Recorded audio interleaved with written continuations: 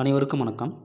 PGTRB 2025க்கான சைக்காலஜியில் முழு மதிப்பெண் பெறுவதற்கான வழிமுறைகள் மற்றும் டெஸ்ட் பேட்ச் நம்ம தொடர்ந்து நடத்திட்டு வரோம். அந்த வகையில் இந்த பதிவில் நம்ம சைக்காலஜி பொறுத்த அளவுக்கு முந்தைய தேர்வுகளில் கேட்கப்பட்ட வினாக்களினுடைய அடிப்படையில் அதை பேஸ் பண்ணி அதனுடைய விரிவான விளக்கத்தை நம்ம படித்தோம் அப்படின்னாக்கா கணிசமான மதிப்பெண்ணை பெறலாம். சரி, அந்த விளக்கம் எப்படி இருக்கணும் அப்படின்னாக்கா முந்தைய தேர்வில் கேட்கப்பட்ட வினாக்களை நம்ம எடுத்து அதை நம்ம டீட்டெயிலாக படிக்கும் பொழுது அதிலிருந்து வினாக்கள் வருவதற்கு அதிகமான வாய்ப்புகள் இருக்கும். சரி, அதை எப்படின்னு சொல்லி இந்த பதிவில் பார்க்கலாம். சரி, இந்த கொஸ்டினை பாருங்கள். டேஷ் என்பவர் ஒன்றுபட்ட கலைத்திட்டம் என்பது குழந்தையின் கை, தலை மற்றும் இதயத்தை வளர்க்கும் குழந்தை கல்வியாக இருக்க வேண்டும் என்பதை வலியுறுத்தினார். இந்த கொஸ்டின் பிஜிடிஆர்பி 2021-22 கேட்கப்பட்ட ஒரு வினா. இதுக்கான ஆப்ஷன் பாருங்கள். A Jean Jacques Rousseau, B Pestalozzi, C Maria Montessori, D option Friedrich Wilhelm Froebel. இப்போ இதுக்கான கரெக்டான ஆன்சர் பார்த்தீங்கன்னாக்கா கல்வித்துறையில் குழந்தையின் கை, தலை மற்றும் இதயம் எனும் 3 முக்கியமான அம்சங்களை ஒன்றிணைக்க வேண்டும் என்று வலியுறுத்தியவர் ஜோகன் ஹென்ரிச் பெஸ்டாலஜி. இப்போ இந்த கொஸ்டினுக்கான சரியான பதில் பார்த்தீங்க அப்படின்னாக்கா பி ஆப்ஷன் பெஸ்டாலஜி.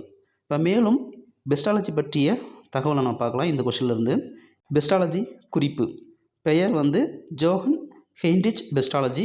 பிறப்பு 12 ஜனவரி 1846 சுவிட்சர்லாந்து. இறப்பு 17 பிப்ரவரி 1827. இவருடைய பங்கு பார்த்திங்க அப்படின்னாக்கா இவர் ஒரு கல்வியாளர், எழுத்தாளர் மற்றும் குழந்தைகள் கல்வி மேம்பாட்டாளர்.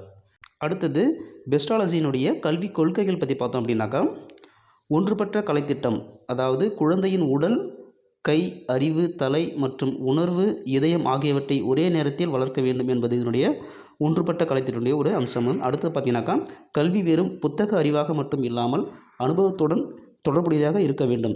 அடுத்து பார்த்தீங்கன்னாக்கா 2வது பாயிண்ட்டு சுயக்கல்வி, அதாவது குழந்தைகள் தங்களது இயற்கை உணர்வுகளை அடிப்படையாக கொண்டு தானாகவே கற்றுக்கொள்ள வேண்டும்.